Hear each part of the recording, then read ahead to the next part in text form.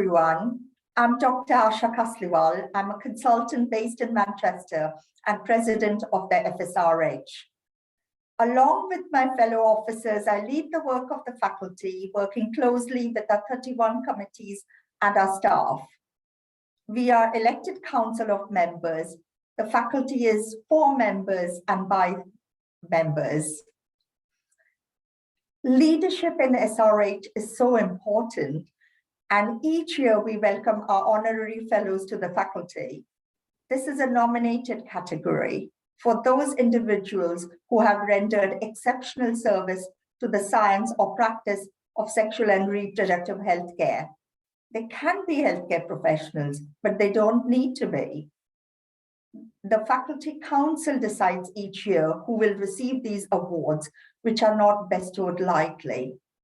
I'm delighted to say in 2021, we awarded 4 honorary fellows: Dr. Lynne Gilbert, Dr. Chris Wilkinson, Dr. Azmi Birdie, and Dr. Rebecca French.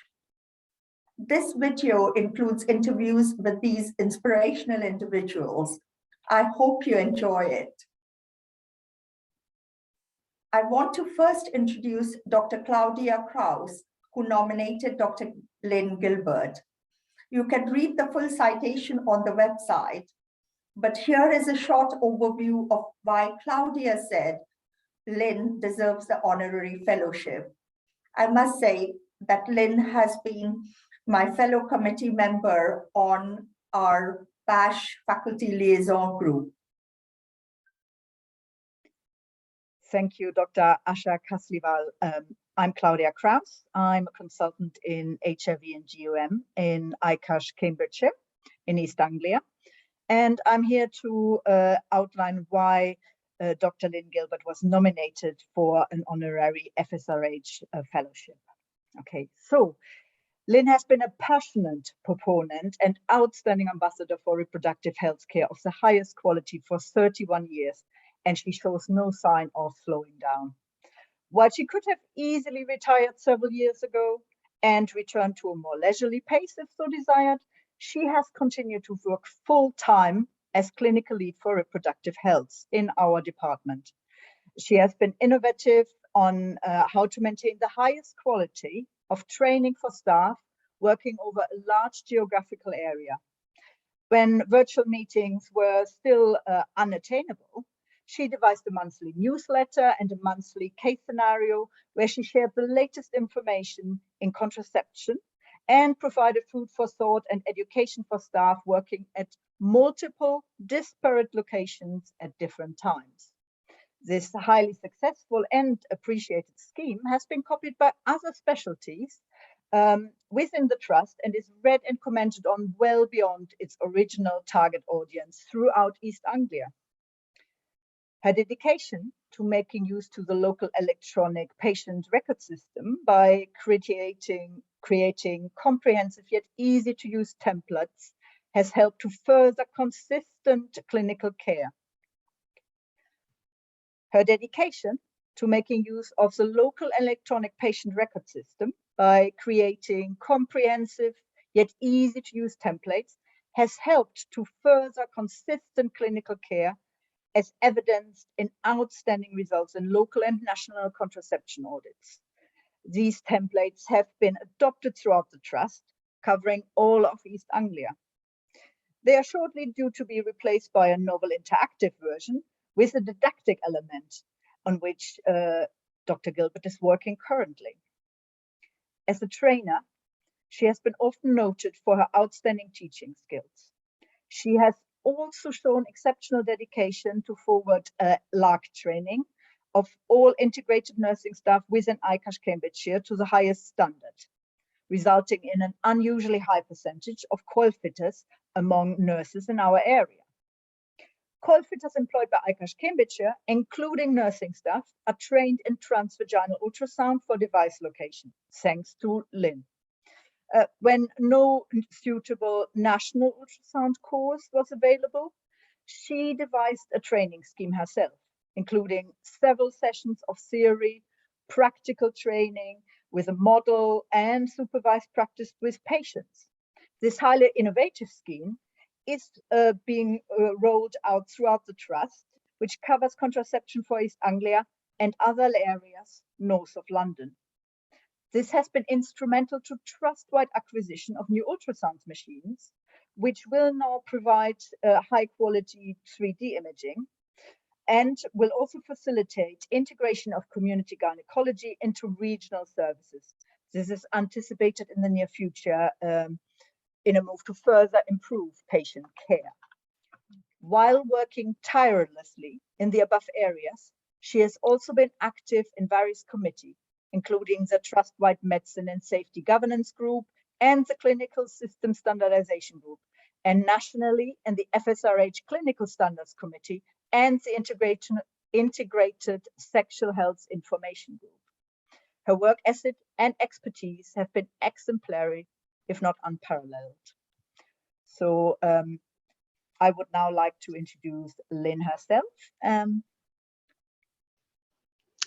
Thank you so much, Claudia, for those really, really kind words, and also for keeping such a closely guarded secret for so long. I had absolutely no idea what you and your partners in crime were cooking up. So when I received the email from the faculty advising me about the fellowship, it really was a surprise, but needless to say, it was an extremely pleasant surprise. You've taken me through a really nostalgic trip down memory lane there. And yes, indeed, I've been around a long time and done many things, both before and during my career in medicine.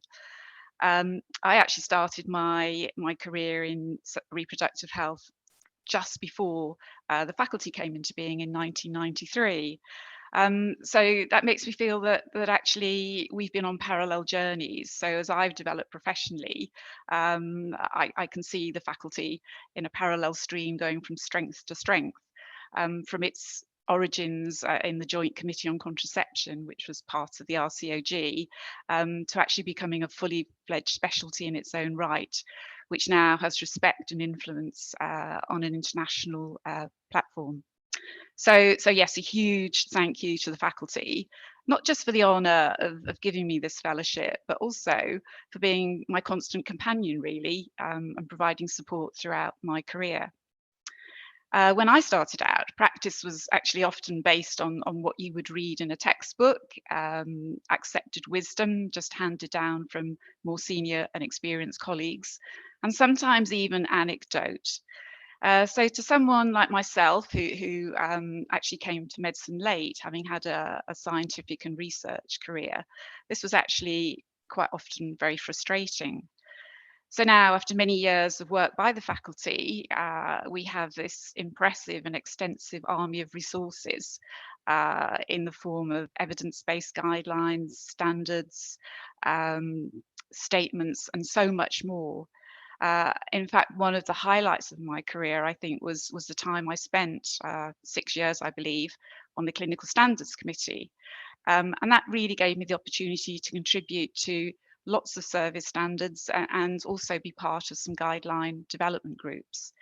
And that experience undoubtedly sort of fed my academic interests, but at the same time supported my own practice and that of my service. As Claudia has mentioned, I'm particularly interested in teaching.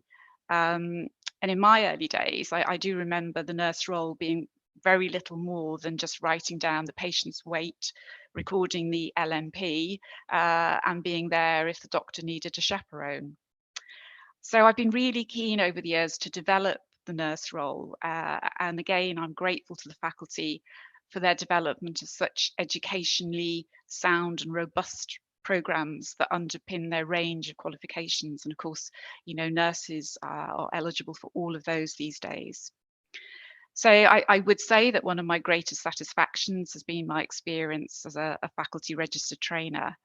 And I have seen so many nurses and doctors too, really flourish, being able to embark on that extension of their role. And it's so rewarding to see their passion develop and their motivation maintained as they go through the qualifications. And it has been a marvellous experience helping them on that journey.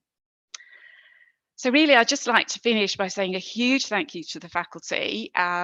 You have provided me with so many great opportunities to develop professionally throughout my career. And also to my colleagues, not just those that I currently work with, but past colleagues who have made it really such an inspiring and fulfilling experience. And once again, Claudia, a huge thank you to you and those of you who helped you in submitting the nomination. Your words are indeed very humbling to listen to, and I can only hope that I continue to justify them until I eventually retire. So thank you, everybody. And thank you to you for being such a fantastic colleague. And may the day long to come before you retire. I hope so. Thank you, Lynne and Claudia. It has been great to learn a little more about your career and your work. Congratulations again on your honorary fellowship. Before I finish, I really want to encourage all of you members out there to make sure you nominate somebody who you think has rendered exceptional service to the science or practice of sexual and reproductive health care. Our nomination process will begin in the spring, and you can find all about how to do it on our website. Thank you.